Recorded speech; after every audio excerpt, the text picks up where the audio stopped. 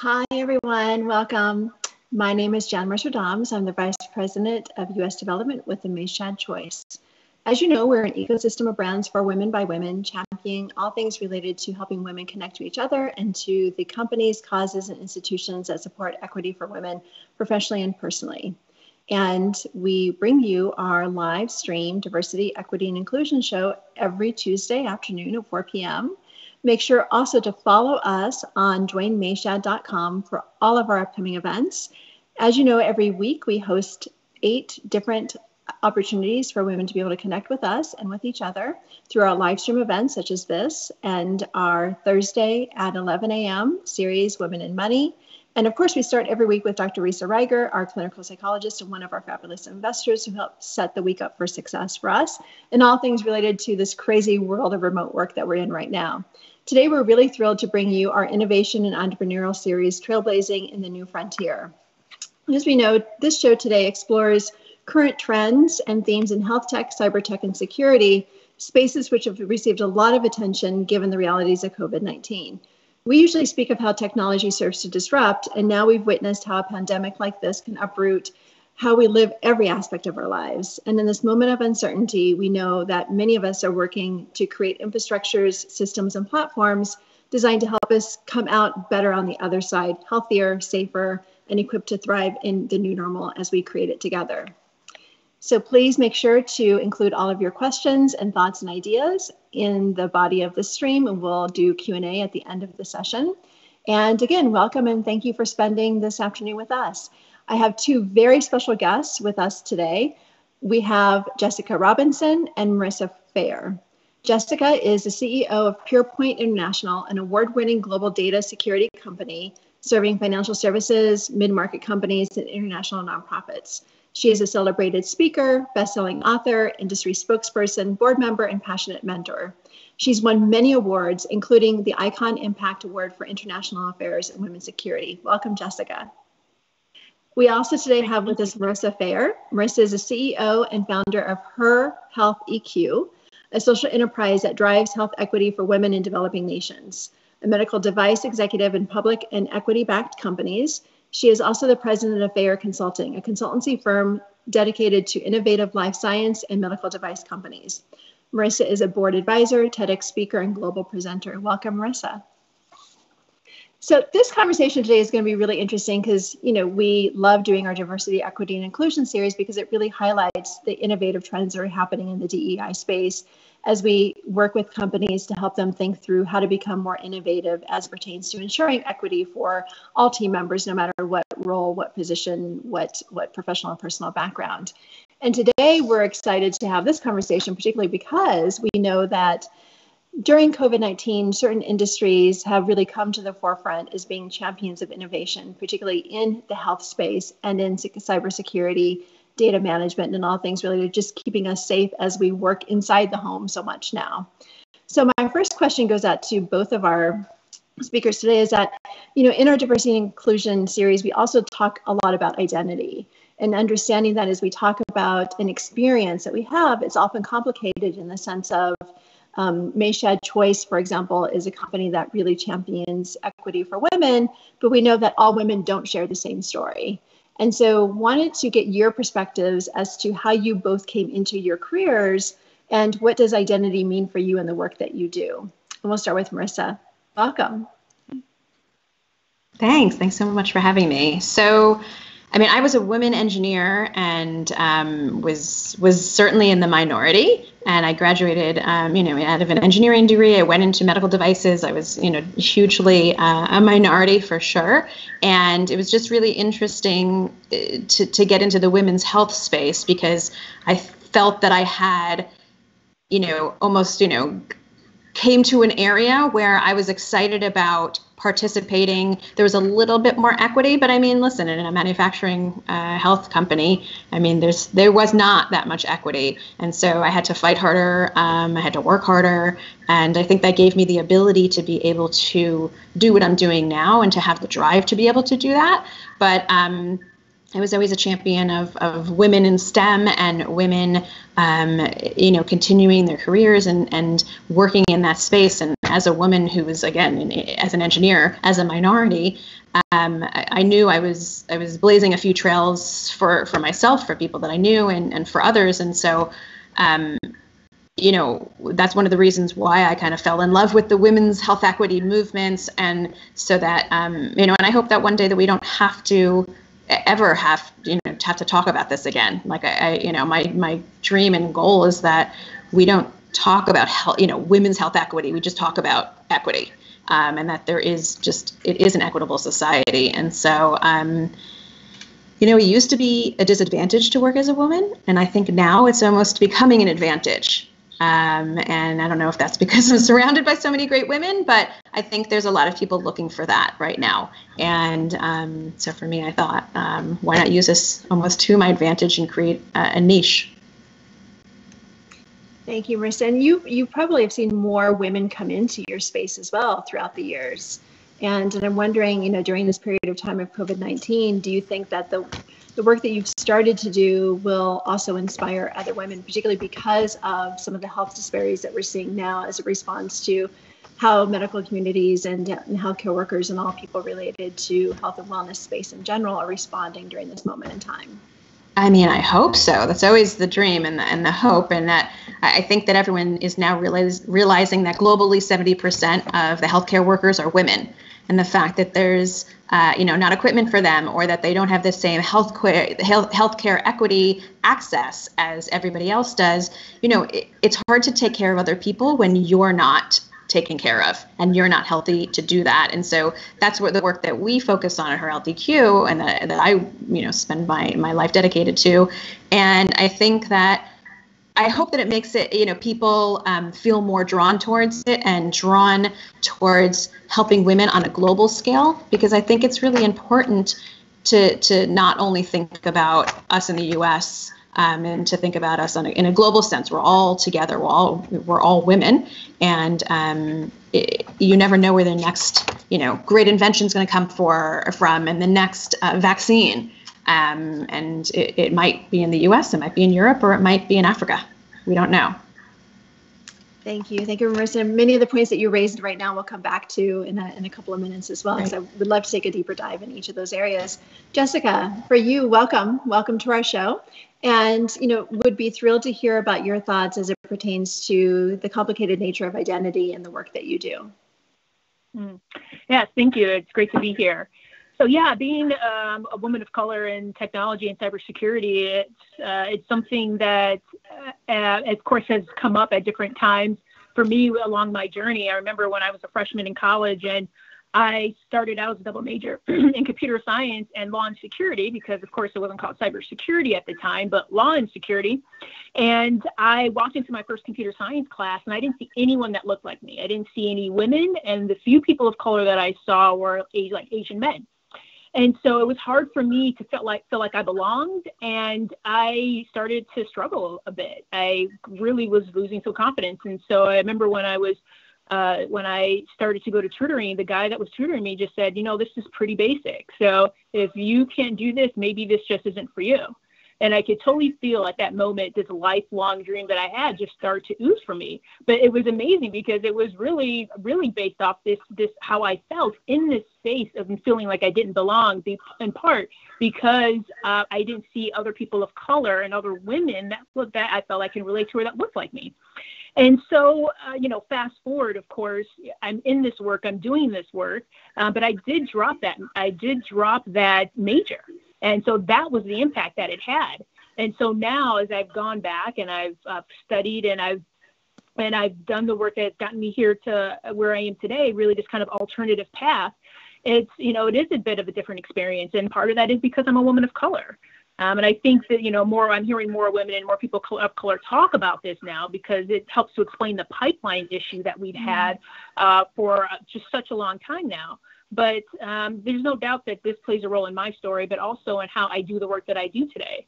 I have a different approach to cybersecurity, and which is part of the reason why I have a company. And I do think that my different approach is what adds value and can help me getting results for my clients and help them to make cybersecurity easier for them. And so I feel like it's something kind of like Marissa, being a woman, I feel like I've been able to turn that into my advantage.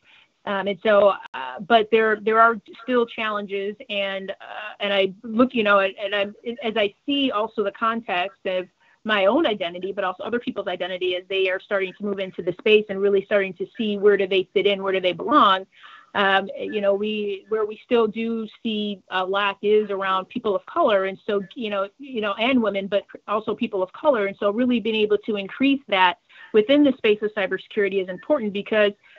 Even this year, as we have the census, what we know is that in the future, even 2040 is where we will start to see the tilt of people of color being the majority in the country. And so to understand and to know that this workforce has the skill sets in order to succeed, but also to keep America's economy strong is absolutely critical. In fact, I see it as a national security issue. So I think it's extremely important that as we have these types of discussions, they continue, but not just in relation to my own journey and the goals that I have for the future, but also for those that will come after me. Jessica, thank you for that. And I want to come back to the micro, macro distinctions in the work that you do as well, both at the national level, but then what does that mean for us as individuals as well, particularly in this moment in time as we move forward into the new normal. But I want to go back to something that you were just talking about in the sense of your approach to the work that you do. And I think if you would like to share some thoughts on that right now, because I think that will also help to frame the conversations that we have as we go along in the sense of what you bring to the table that makes the work so different and how you serve your clients. Yeah, so I am a cybersecurity expert with a different approach, and I work with CEOs and C-level leaders to help them protect the money that they make and also help them better protect the data that they're entrusted to safeguard. And so the approach that I have, and really with starting this company, was to create a more feminine approach, one that wasn't focused on a kind of a male view of security or one that was supposed to even focus on a militaristic view, but one that really came in with a different way and different perspective of making cybersecurity easier for executives and for all involved. And I find that this different approach, this different methodology that places, in many cases, both technology and a human-centered approach at the center is what allows us to get results quickly. And within our work too, we do a lot of work with women and focusing on women and the specific needs women have.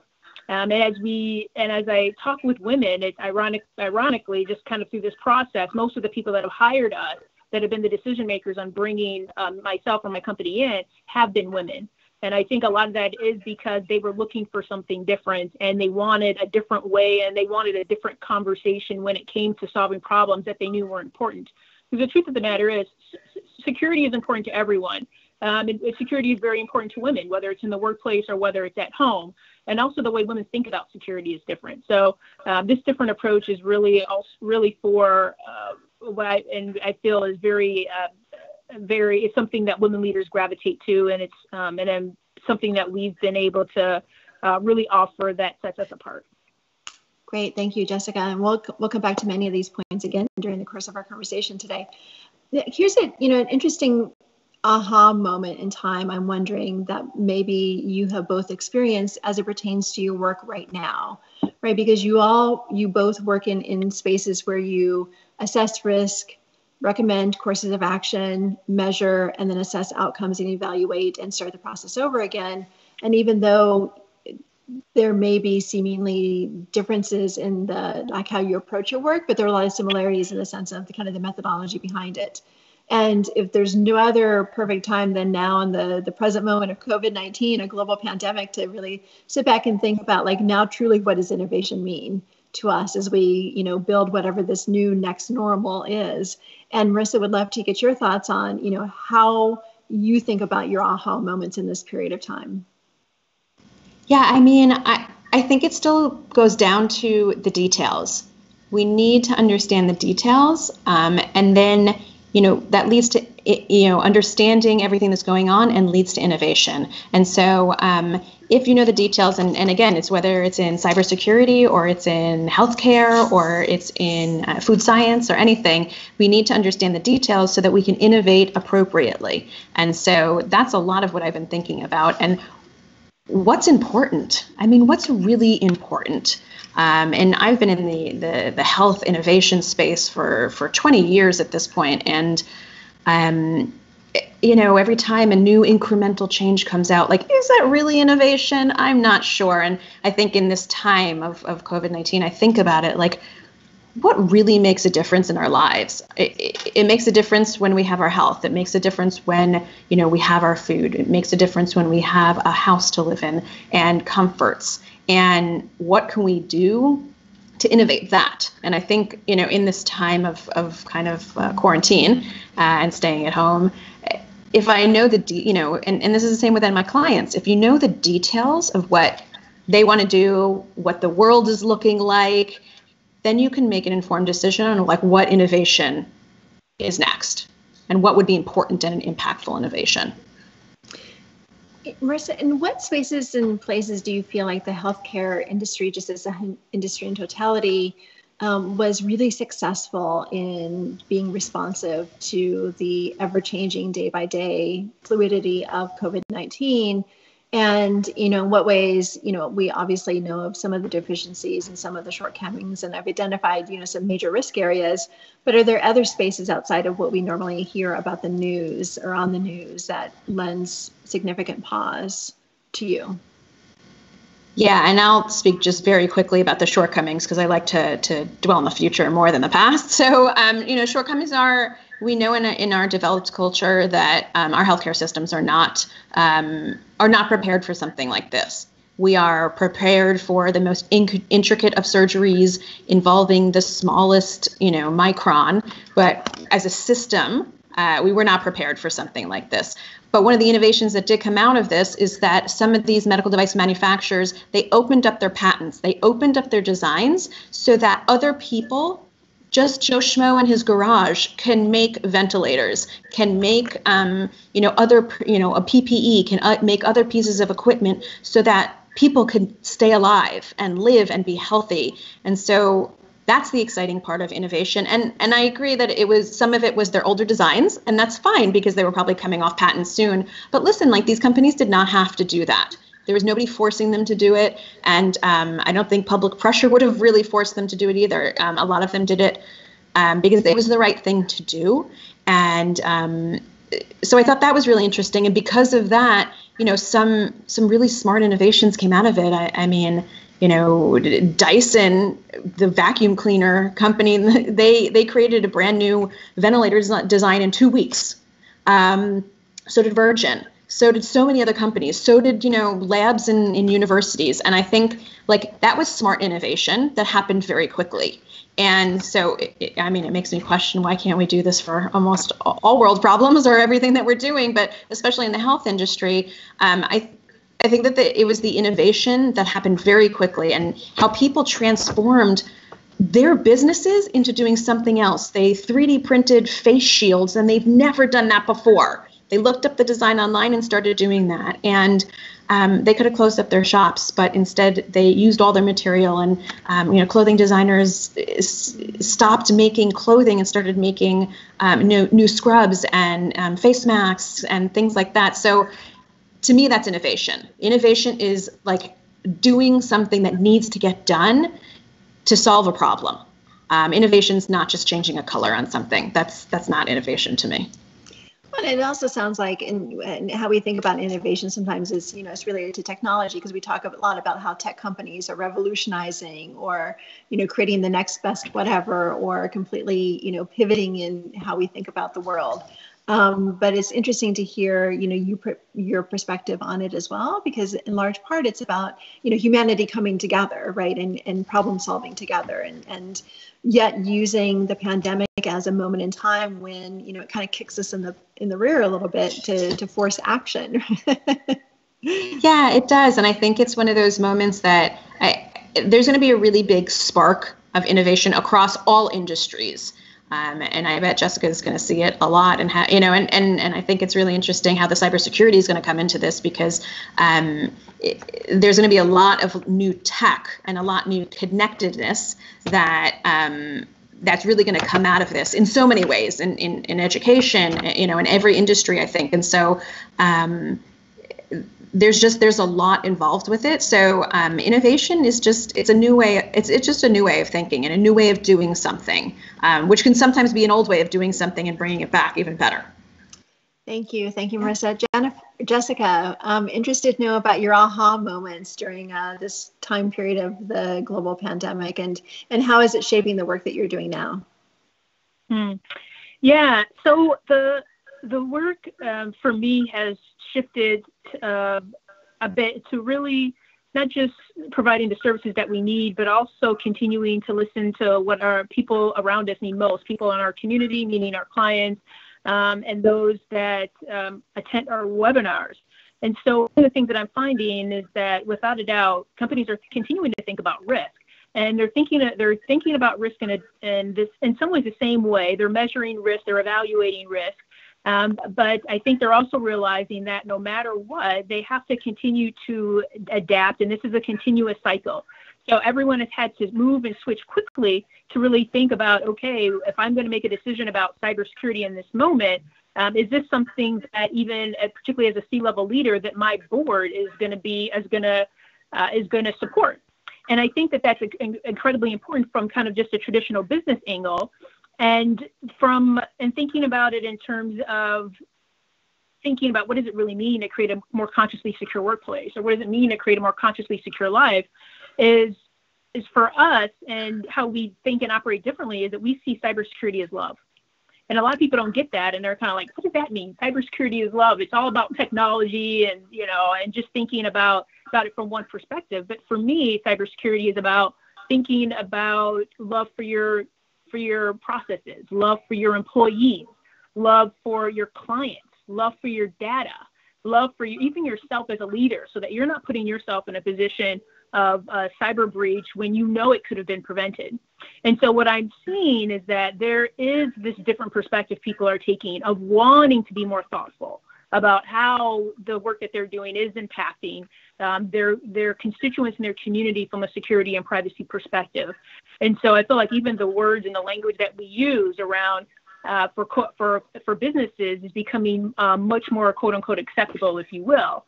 And part of that's because we use this process and this methodology, particularly when we're working with clients and helping to lead them through a crisis, because it's one of the most challenging experiences that they'll probably have in certain cases in business or as a leader.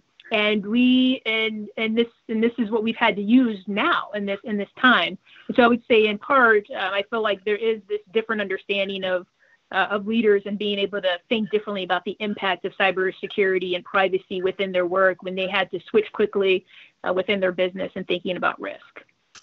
Thank you, Jessica. And what I think is really interesting is that when we think about who's listening and watching the show today, the Mayshad choice ecosystem of highly accomplished women includes female corporate executives, business owners, entrepreneurs, women that have pivoted and changed in their careers, women that are reinventing.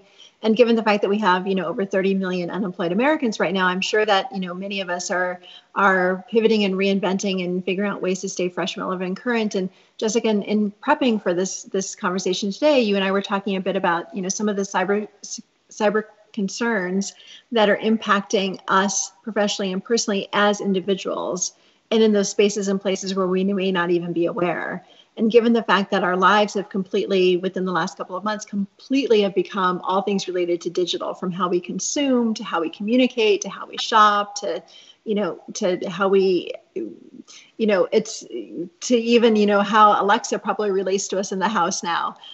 So I'd love to get your thoughts on, from your perspective, what do we just as individual human beings need to know about what's happening during this period of time? And then also as we go forward, because, obviously we'll be in the digital world for quite some time, if not, from this point forward, life is going to be very different. And so what do we need to know about how to stay secure, safe, and sane?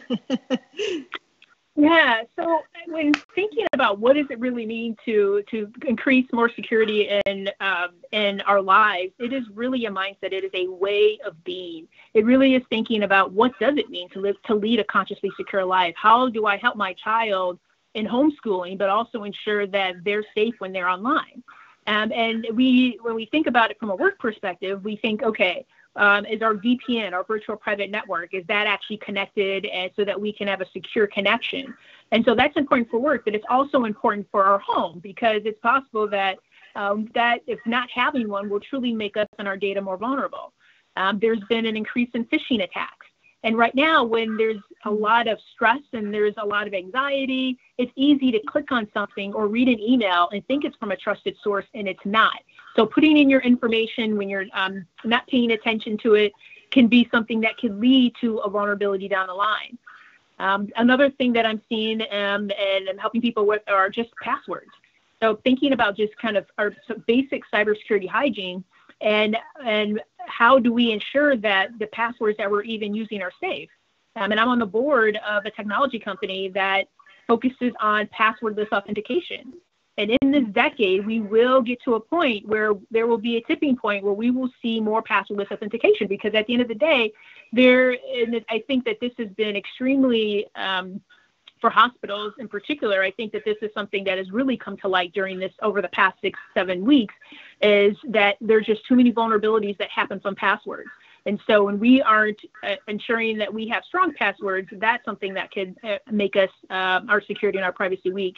And then that last piece of education, we've been hosting webinars, and 2 of them have been focused on education and parenting, focused on the consciously secure parent. And it's no doubt that, from I'm not a parent, but the experience that people around me are having, that this is an overwhelming time. And we put this together to be able to support our clients and our communities that really had to make this switch. And when we think about education now, but also in the future, thinking about how do we make schooling secure online, so that students can connect in a safe and secure environment. And so students can, and particularly young children, if their parents are helping them to get on Zoom, how could they recognize something that shouldn't be there, or someone who shouldn't be there, and really helping them to think about this. And so what we are going through is really this transition in this new normal of what does it really mean to live a consciously secure life. And it's not about doing this one thing differently. It's about taking all the activities that we're doing and layering security and privacy into that, protection, so that we can be safe and throughout the course and travels of our lives. Jessica, do you feel like COVID-19 has really brought all this to the forefront? Because everything you're saying sounds like, common sense practices that maybe many of us should have been practicing all along, but maybe we just got a little lax about it because there's, it's the clouds out there and up there, right? And so we don't normally think about them. What are the attacks that could come our way until we're at the center of it? But I'm wondering, from your perspective, is COVID-19 maybe one of the kind of the side consequences and results of it is that it's forcing us to pay attention in a different way? I would say absolutely. I think that, making this transition, and, the thing about people that work in cybersecurity and IT is that we're not necessarily frontline workers, but we are essential workers. I really don't know anyone who is necessarily out of work right now in cybersecurity. And if they are, they have a number of different options that they're pursuing right now for a job. And companies that have open positions, they're working very hard to fill them. And so right now, what companies are realizing is, we really need to make sure that we're actually truly executing on all of these best practices. And the truth is, there are many innovations that will come out of this, but a lot of the technology in some cases already exists, like this passwordless authentication. But the question is how now, because of this, and we're seeing these exposures, how much VC funding will now be allocated to some of these areas in the future to be able to support increased enableability of this technology to really come out into the forefront. I think one great example of this, probably, and maybe the best example that we've seen, and not just from a homeschooling perspective of what all of the school districts have had to go through of just switching everything online, but Zoom. Zoom is a technology company that you would think at their level of growth that they would have prioritized security.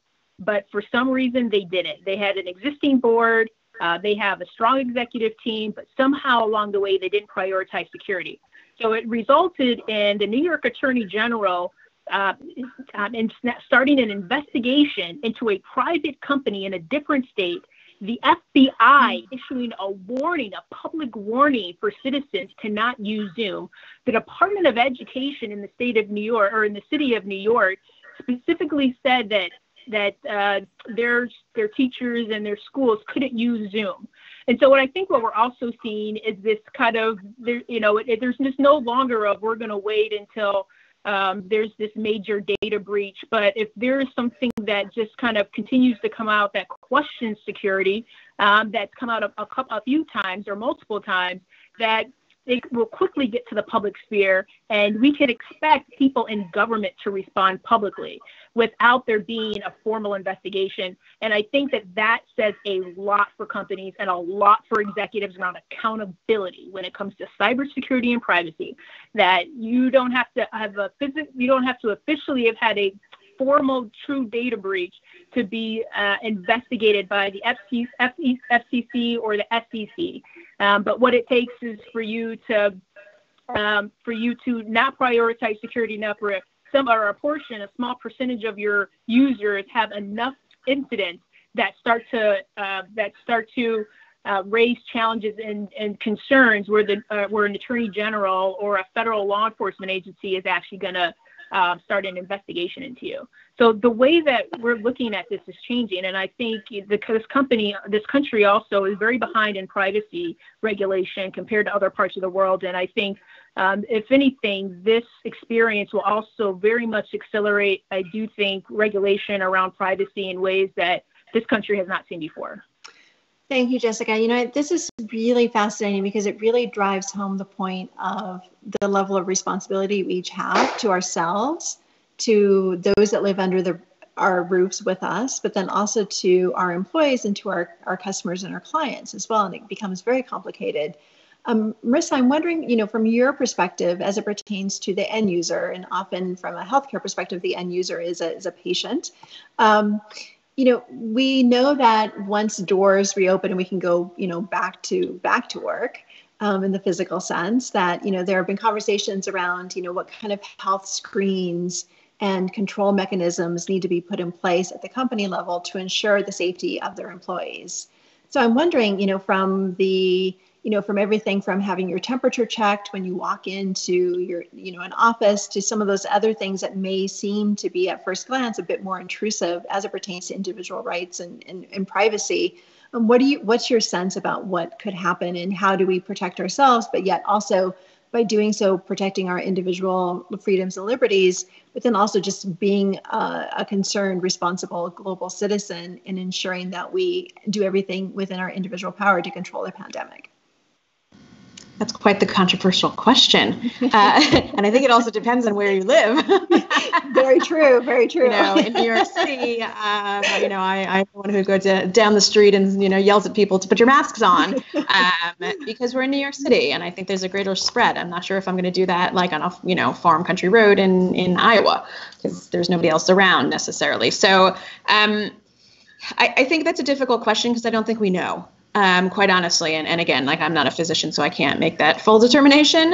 But I think there will be temperature checks. I think people will be wearing gloves and masks for a very long time, and I think that I'm not sure if it's going to be criminally punishable by law, but I think there's going to have to be company-specific procedures and/or workplace office procedures, and it's going to have to be based on the majority. And listen, we don't do most of this to protect ourselves. We do this to protect other people. I don't wear a mask because I'm protecting myself. I already had COVID, so I don't need necessarily all the protection. I want to protect somebody who might be next to me, who maybe I do still have it in my system, or I've gotten it again, or I'm carrying it on my clothes, and we're protecting them. And so we never know. And the temperature thing is very difficult, quite honestly, because I think the last study has shown like 60% now of people are asymptomatic.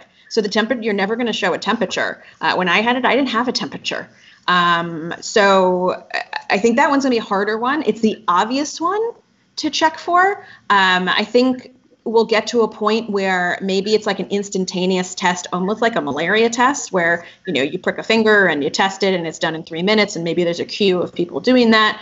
I don't know, if people are going to want to do that every single day, but that is the way to truly know on a day-to-day basis if you have COVID or you don't. And I think everyone just really has to be smart. We're protecting other people who cannot protect themselves. And whether that's older people, whether that's people with an immune system that's compromised, whether it's a child, whether it's so many different people, we don't know if somebody has a health condition who's sitting next to us because, it's not on the outside most of the time. So you don't know if somebody has diabetes or heart disease, and they might not even know, to be honest.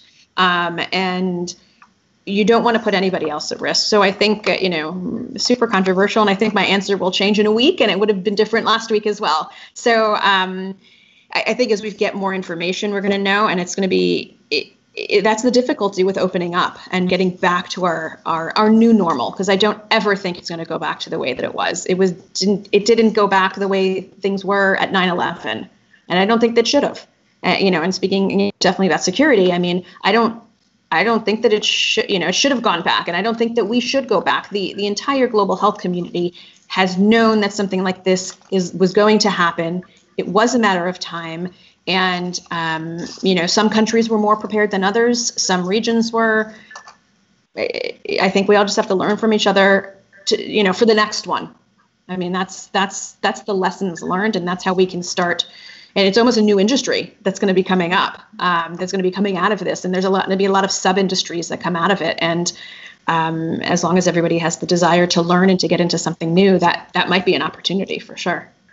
I'm wondering, Ms. Marissa, also, and would be thrilled for your perspective on this, is that, how do you think that just global health may change because of this? And what lessons can we in the Western world learn from developing countries as we move forward? Well, my favorite topic of discussion for sure. So, I mean, I think that ironically, and again, time will tell, but for now, where we are on May 5th, Cinco de Mayo, that the developing world, most of them are doing better than the developed world. The developed world was not ready for this. And so the developing world, they had processes and procedures in place. They knew and were fighting MERS and SARS and Ebola. So there's a lot of countries that had disaster plans in place, and they enacted them very, very quickly because they also knew the second that it got into their countries, it would decimate. We were talking about getting thousands and thousands of ventilators in New York City, one city alone, and we needed them. And there's entire countries, 10 countries on the continent of Africa that don't have a single ventilator in the entire country. Some other ones have 3. I mean, the scale and the scope is different. It's the same thing in Latin America. And so I think what we can learn from the developing countries is how to be nimble. They were very quick in making a decision. They were very quick in putting in hand washing stations. They were very quick in doing certain things. They also have sometimes less systems in place. So you can make these very quick changes. And it's a different type of government. It's a different type of economy. I'm not saying one is better than the other. It's just different.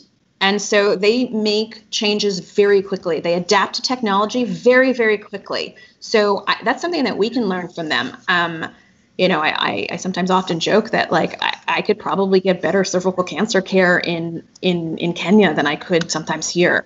And it's just because they're very quick. They have new technology. They have new ways of screening. They have different ways of doing things.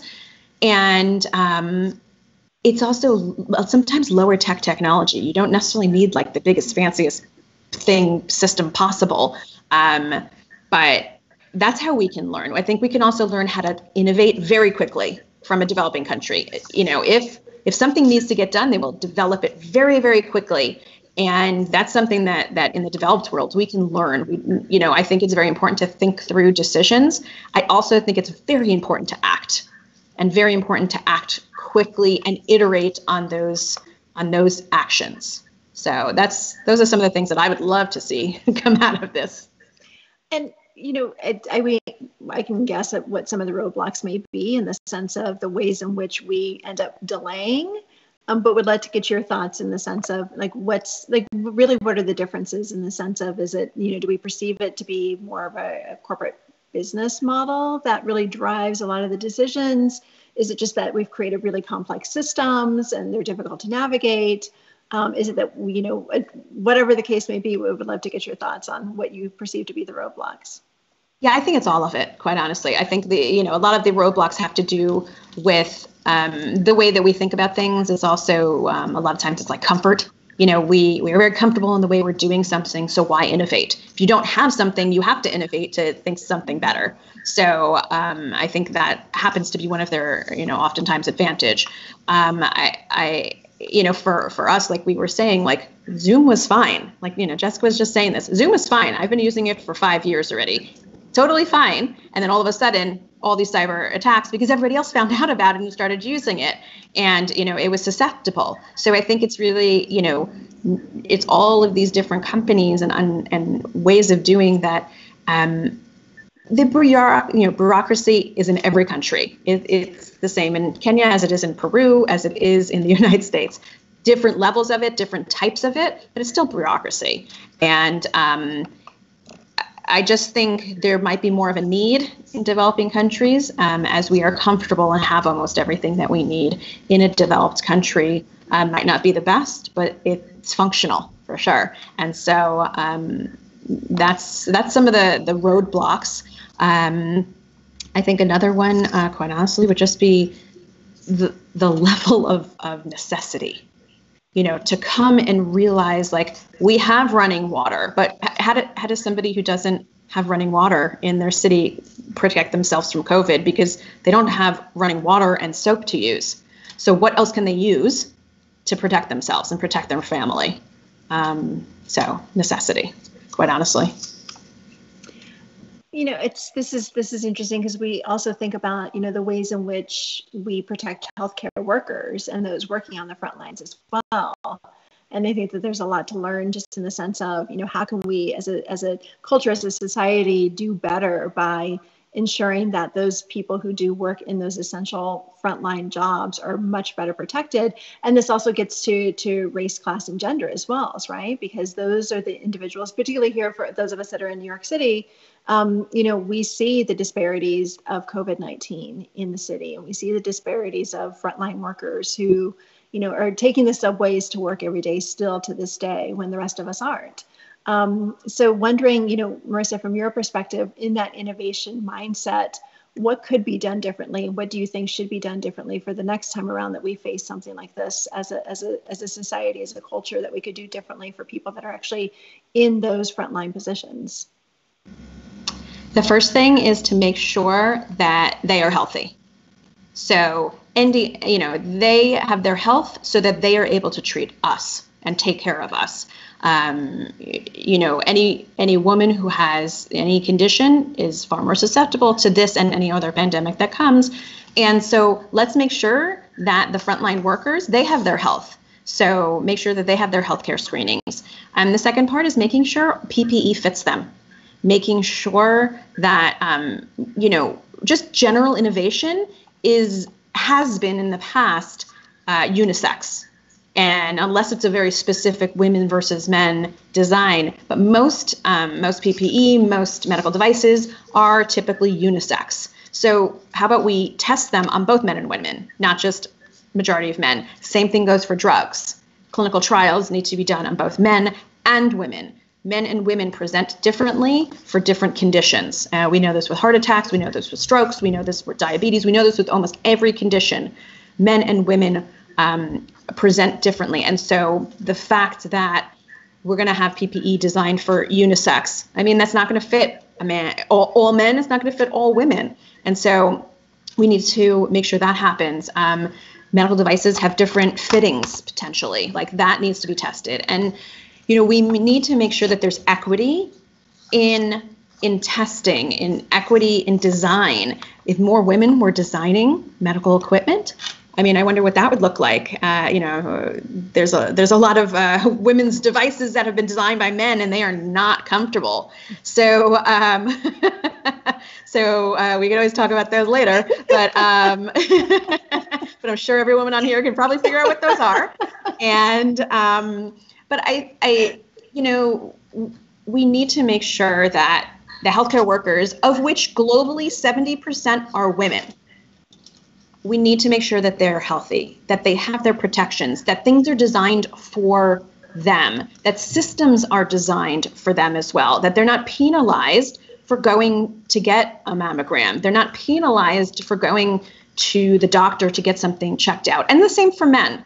I mean, listen, nobody should be penalized, especially as a frontline worker, to get penalized to have their health checked out. I don't think anybody should be penalized for that. So I think we have to be really cognizant of that and prioritize the people who will take care of us.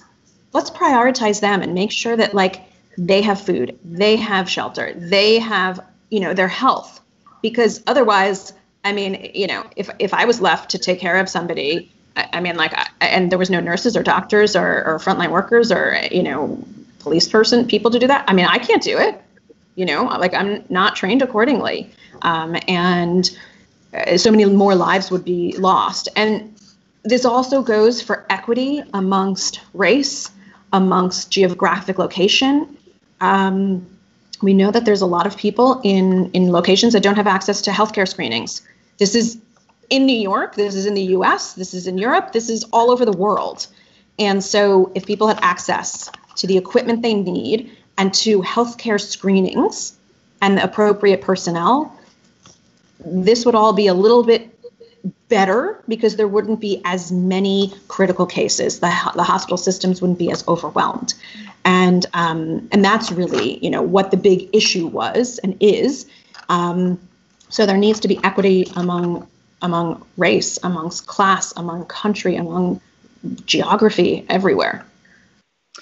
I think that this is such an important point to drive home too, because it's this is a whole nother show in and of itself, just talking about, the really good points, Marissa, around, the extent to which when things are designed and developed, even from a unisex perspective, right?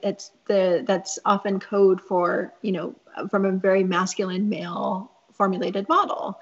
Right. And so as we go through this and we understand just more about the complexities of the ways in which the disease found itself to be more susceptible in some populations rather than others, and underlying health conditions and all the points you're mentioning, these are definitely things that we will need to pay attention to. And one of the things I found really fascinating in this is that, when just massive systems became so overloaded, right? So everything from the banking industry to, not being able to, contact, actual faces and names in the financial services space sometimes, to just the taxing nature on our healthcare systems.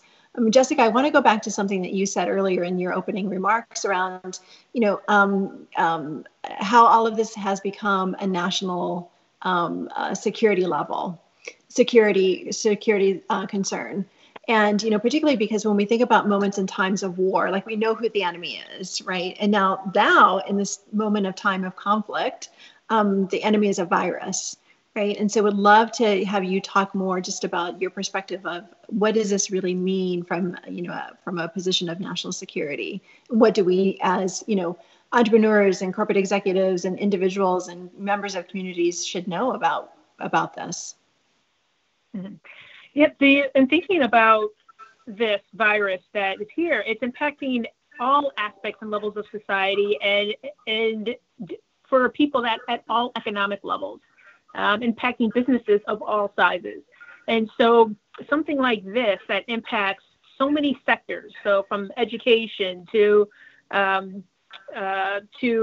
finance and the economic sector, and really, I would say, we have also these other areas of critical infrastructure, which are also considered kind of key areas. So, for example, energy, as well, telecommunications. And as we start to see this, it really, when you have all of this happening at once, it increases vulnerabilities for cybersecurity.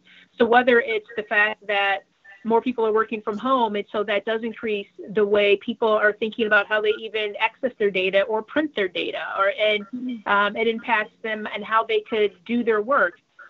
It impacts their ability to be able to keep information secure, and it impacts the way companies can keep systems secure. And so for someone to be vulnerable to clicking on a link from that has been put in place from a nation state actor, let's just use a nation state actor, and a nation state actor would be a country that has intentionally put malware out there and to the public for people to click on, and so that they can receive certain information or data, or so there can be some sort of negative response from that. It does increase the vulnerability, and it increases the infrastructure within a company or within a country. And so, for example, what we do know is that there has been this kind of war that has been taking place, war in cybersecurity. And for the first time, what the government had to realize and really come to terms with, through 2012 to 2014 and even earlier, is that the amount of incidents that were happening, cyber incidents that were happening with companies from nation-state actors, was growing so much. And so it was a challenge for them, because they had to now develop relationships in a different way with corporations, because there was no way that the government could respond the way that they would want to. And so this does just increase all the challenges around all of this. Now, the stronger a company is in their process and the way that they focus on the people within their organization and training and doing innovative trainings with their team, and also how they really secure their technology, all of that can mitigate the threats that are out there. But risk plays an important role in this. And so for companies to continue to go back and look at risk and look at the threats that are occurring within their environment, and doing this on a continual basis, meaning every day, because these threats and vulnerabilities are coming up all the time, and continuing to iterate and to fix and to iterate again and to fix. That's the way that companies are going to be able to, and individuals can kind of navigate this. But as of right now, there's no doubt that when you see what's happening here in the United States and also other countries, that this, without a doubt, leaves a wide gap and birth for national security issues to be presented. And this is this is something I know that's part of kind of the larger, even political debate going on in this country right now, as we're in an election year. So.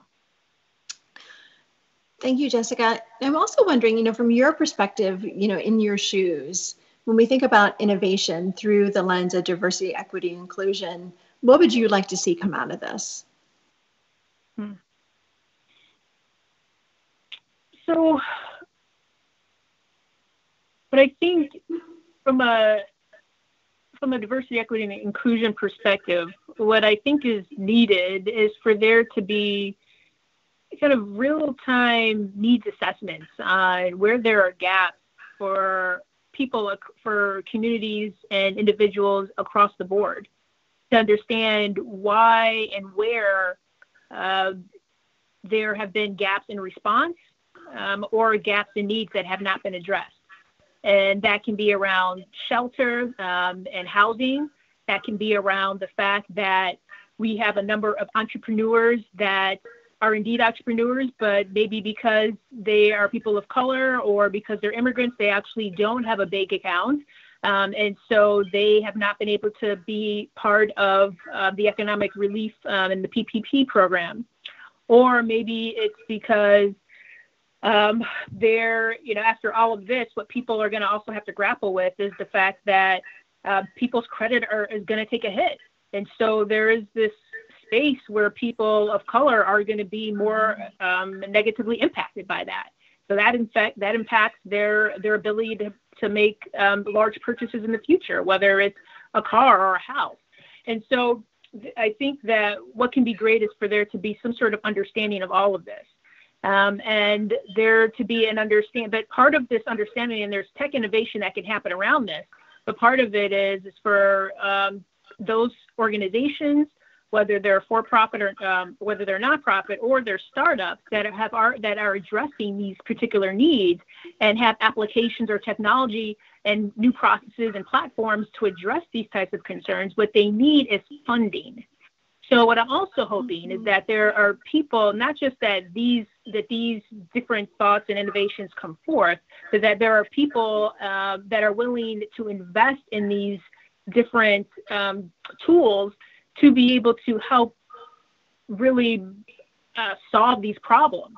What we do know, and what I know from being on the board of an organization called World Pulse, is that which supports grassroots women around the globe in helping them to supporting them and uplifting their voice as they solve their own problems in their communities without trying to wait for another company or a nonprofit to come in and solve the problems for them. That same thing is happening in this country, but they do need to have financial support in order to do that.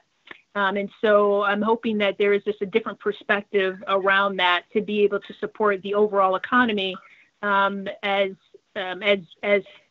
we really start to recover from this and really think about it, I guess, thinking about the span of what the next 12 to 18 months is going to look like and how funding is going to be allocated by VCs within different companies, but also what giving will look like to different nonprofits around the country. Thank you, Jessica, for that. It's such incredible insight, knowing that I think it's really going to take some really unique partnerships for all of us to think about how we work differently together to be able to solve some of these problems. And you're absolutely right. It's getting more funding into the hands of entrepreneurs and innovators who can really address some of these challenges, and ensuring that they have the capital that they need to be able to really provide some solutions to how we think about just inclusion across the board, but particularly in these spaces. We're going to move to questions from our audience right now. I know that we're a little bit over. We started a little bit late today. So please, for everyone who's still with us, thank you so much for hanging out with us today. Again, make sure to check us out at joinmayshad.com. That's joinmayshad, MAYSHAD.com. And you can also learn more about our newly launched digital membership opportunities. So we invite all of you to take a look at some of the really exciting things that we have planned for continuing programming in the same way that we're doing right now, but we also have some fabulous ways for you to become involved and engaged from a highly interactive perspective as well. And that's all a part of the membership. So please, please, please visit us. All right, now we're moving to questions from our audience. And please, if you have a question, you haven't sent it yet, now is the time. We have about 5 minutes left today in the show. All right, first question is, from your perspectives, who are the biggest targets for cybersecurity? Right now, I would say without a doubt, the biggest targets, I would say in two ways. One, without a doubt, is healthcare. We've already seen this. Right now, they're really, in many cases, under attack. And even I remember shortly after there was the national kind of stay at home order that was announced by the president, the Department of Health and Human Services of the U.S. government was attacked.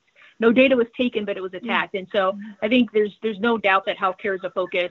Then I would say outside of that is everyone.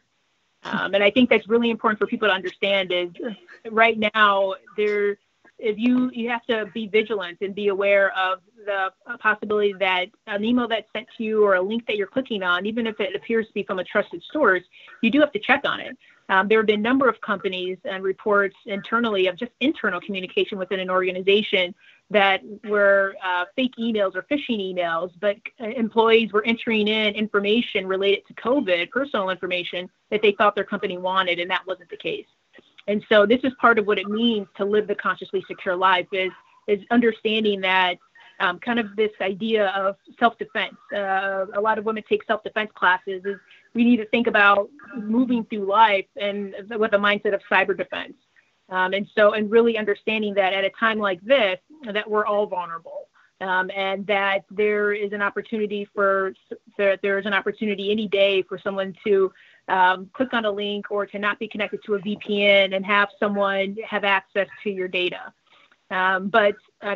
So with that being said, obviously healthcare is a huge focus right now for cyber attacks and cyber threats. Marissa, would you like to add to that? No, I was going to say for sure, it's going to be healthcare, especially as there's a lot more health tech and connected health. And I mean, obviously, I focus in the healthcare industry, but I really do see it in the health tech industry. I also see it on a global perspective too, because as we do, as things innovate, sometimes it's handheld, it's on an iPad, it's on a tablet, it's on whatever. And so, how do we get that information and secure it appropriately? I mean, Jessica, I seriously have to change all my passwords right this second. You're forcing me to do it. I'm scared out of my wits' end right now. Well, but it's interesting from a healthcare perspective. We often think about kind of like innovation in healthcare from a digital records perspective, and going from the old days of paper files to digitizing patient records. But now it becomes much more complicated. Here's another question from our audience. So we often think about, risks to our personal identity in the sense of, emails that we get delivered to our inbox. But how is social media also playing into how we think about cybersecurity and the notion of the concept of fake news, for example? And what should we as individuals, as business owners, need to know to be able to protect ourselves more wisely? Mm-hmm. Jessica, we'll start with you. Yeah, this is a big one, and there's no doubt that this is one of the big threats. I wrote an article earlier this year on the biggest threats for this year, and one of them was fake news. And it's not just because it's an election year, but it's because we get to the point where we're reading something again so quickly, and we're not really pausing to really look at the link, to really look at the author, to look at who the publisher is of this, and it's extremely damaging. And there are multiple ways that this happens. It's very intricate, as you can imagine, but there is so much vulnerability from clicking on a link to possibly allowing some form of malware to be downloaded to your computer or possibly even to your phone, to being taken to another website that is tracking information, to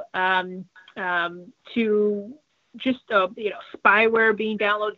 There's so much that's going on in this area, and it continues to be a big one of the, I think, biggest challenges that organizations that are combating, both on the private side and on the nonprofit, I would say the nonprofit side or the government side. A lot of what Facebook has been doing now in order to really address this and to combat this, there's been this increased level of awareness, particularly because they've been kind of more held accountable to the U.S. government around how their users are accessing the data that's on their platform. And so they've been much more sensitive, I think, around trying to stop fake news. But the truth of the matter is it's out there. And the moment you click share, because that information seems to be emotionally intriguing or inviting for people, is the way that a lot of this happens. And so it's something that continues to be very dangerous. And here in the United States, it's one lens. When you go into like the continent of Africa or other places around the world, it becomes even more challenging, because a lot of times when there's propaganda that's on social media like that, or there's news that even in the United States that maybe a polling station is closed, or something that impacts actual voting from taking place within a country, it has true economic or true political impact. And so it's something that both, I would say, on a cyber side, but also on the actual impact of that, it continues to be very serious. And so the best response to that is, everyone really needs to be careful about what they're clicking on and really checking sources before they click share to ensure that it came from the right source and that it's something that is a valid link, I would say. That's really important. And oftentimes we don't think about just something as seemingly simple as checking the source, right? Which is what, as really investigators of our own lives now and protecting of those, something we should definitely do. Excellent points, Jennifer. Jessica, I'm sorry.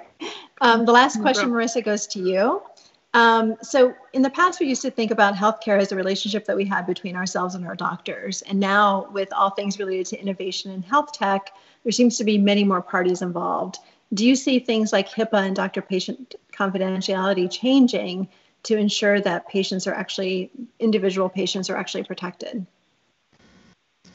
I do. I mean, I think HIPAA does protect individually, but I think this is going to change. I think that individuals are going to be more in charge of their healthcare, as opposed to just whatever their doctor says. And we are far more informed, and there's a lot more resources out there. And even, I mean, even medical device manufacturers put all their, all the information, and you can hear it on the TV when they say about, and the side effects are this and this and this, but contact your doctor. Like, they're already telling you the side effects, and then you contact your doctor. So I do think there's a significant push that's going to happen to empower your own health. And that's a really important part of it. I think some of the HIPAA laws and other protection laws are going to have to change to protect the individual and less protection of the healthcare systems. And so that there is free-flowing information if I use 4 different doctors, but I need them all to talk because it's my individual health. So whether they're on my own individual platform, I want them all to talk so that I get the best diagnosis or best treatment of care. And so some doctors' offices are actually shifting their models towards more of an inclusive model of care, and they have all the different types of doctors in one system. But I think as an individual, you have to take control of your own health. And I think that things will change. And I think, again, as we get more digital, and I could be traveling the world and something happens, but I want them to talk to my home doctor. And this is also where security comes into it. And so the regulations are going to have to change. They're going to have to evolve and get better. And it's going to have to be protection of the individual, not of the systems. I guess you could almost say that, we often think about individual health as you have to be your own best healthcare advocate. And this might be a way that actually forces us to become better educated as consumers of healthcare products as well, right? I mean, that's the hope, and that's always been the hope, because, and that's what a lot of the marketing has shifted towards, is this direct to consumer. And that's why, like on TV, you see it. They're marketing straight to you so that you talk to your doctor about something. And same thing with medical devices and different quality of care. So you are your best advocate always, and always will be.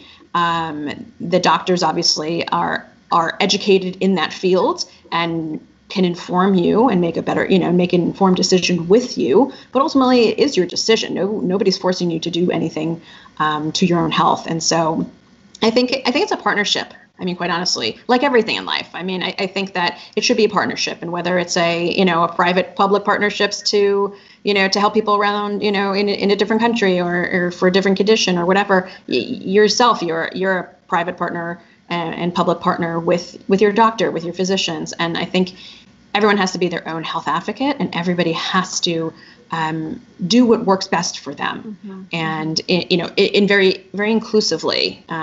So yeah, I think it for sure is the future. I mean, it has to be, and I think there's going to be a lot more tech and innovation around it. And the issue is very much going to be a security issue.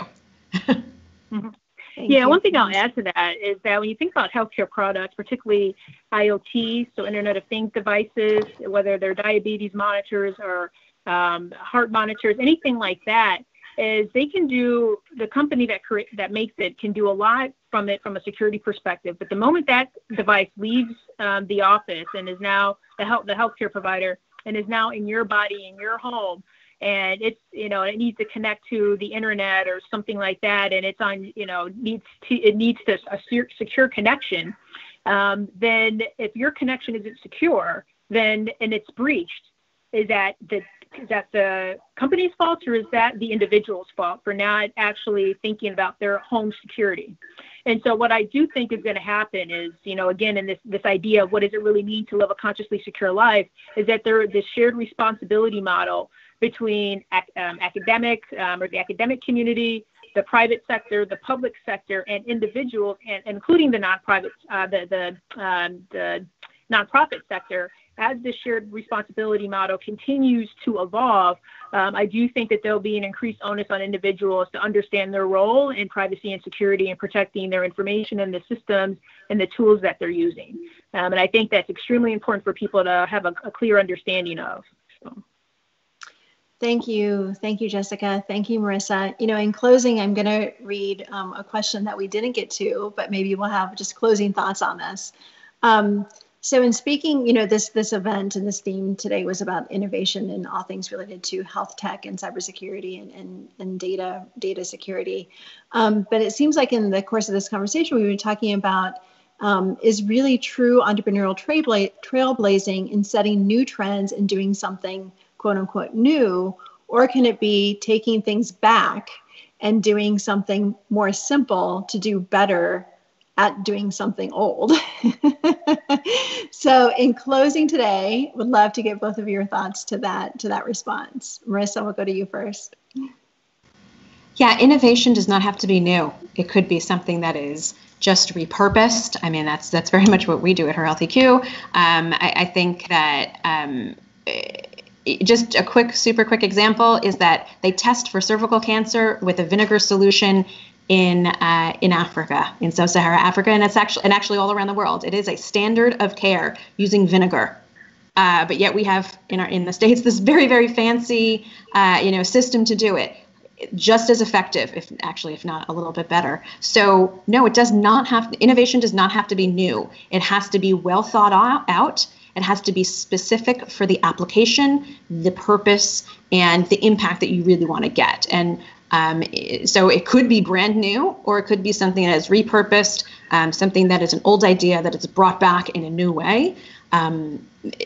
That's the definition of innovation and entrepreneurship as well, because an entrepreneur is going to see that older innovation was a really great idea. I sit on a board of a company that uses an old technology in a new way.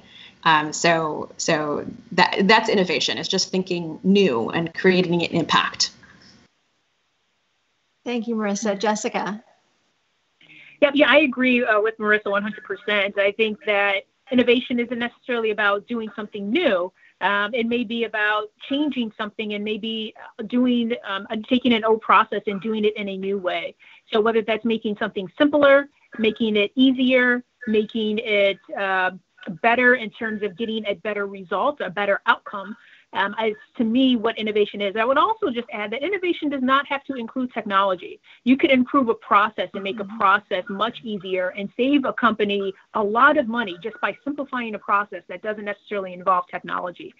You can provide training to employees in a new way that helps to make them better frontline defenders of cybersecurity in your organization, that is maybe cheaper, simpler, costs less, and takes less time.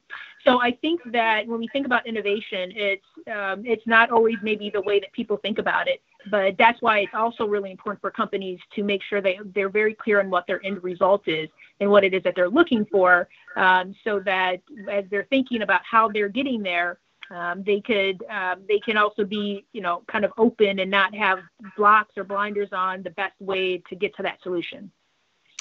Thank you. Thank you so much, Jessica. Thank you, Marissa, for both of you being with us this afternoon. We'd love to have you come back. I know that we could continue to talk for hours, and honestly, I only got through a third of my questions, so you have to come back. Anytime. Sounds great. Love to everyone who's out there listening, watching us today, thank you so much. Tomorrow's Workshop Wednesday, so we invite you to come along with us as we workshop tomorrow afternoon at 3 p.m. You can register and join us at joinmayshad.com. And then, of course, please make sure to join us Thursday morning at 11 a.m. for our Women in Money series, and then all things related to Dr. Marissa Reiger every Monday afternoon at 4. Thank you so much. Again, I'm Jan Mercer-Doms, the Vice President of U.S. Development with the Mayshad Group. We will see you soon. Have a great afternoon. Bye, everyone.